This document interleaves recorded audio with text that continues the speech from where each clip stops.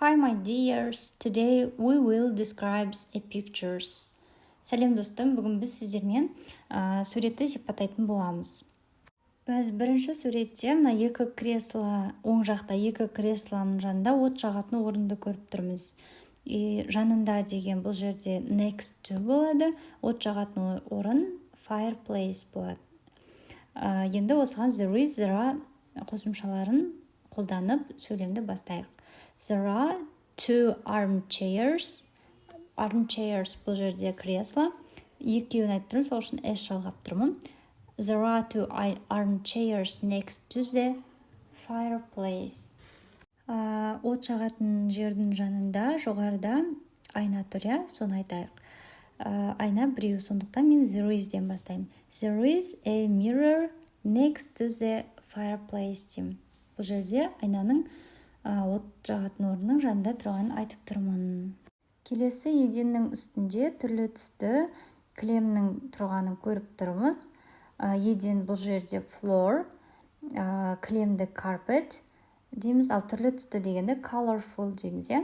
Бұл жерде бір ғана кілем болғандықтан біз сөйлемді there is-бен бастаймыз.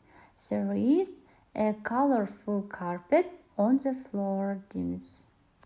Біз кілемнің үстінде ортада диванның тұрғанын көріп тұрмыз, соны айтайық.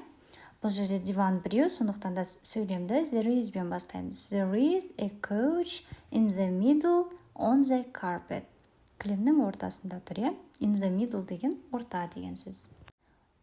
Күлгін диванның үстінде көптеген жастықшаларды көріп тұрмыз, сол туралы айтайық. Бұл жерде көптеген жастық көп болып тұрғандықтан, көп затты айтатын болғандықтан, біз there are-ны қолданамыз. There are many pillows on the purple couch. Бұл жерде, яғни көптеген жастықтар күлгін диванның үстінде екендігін айтып тұрмыз. Диванның артында лампа көріп тұрмыз, сол туралы айтайық. Лампа бұл жерде біреу, сондықтан there is-бен бастаймыз.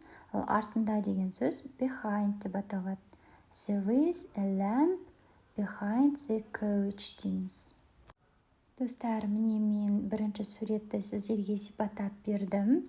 Сіздер үшінші суретті сториске өздеріңіз сипаттап жазыңыздар, өз нұсқаларыңызды ұсыныңыздар.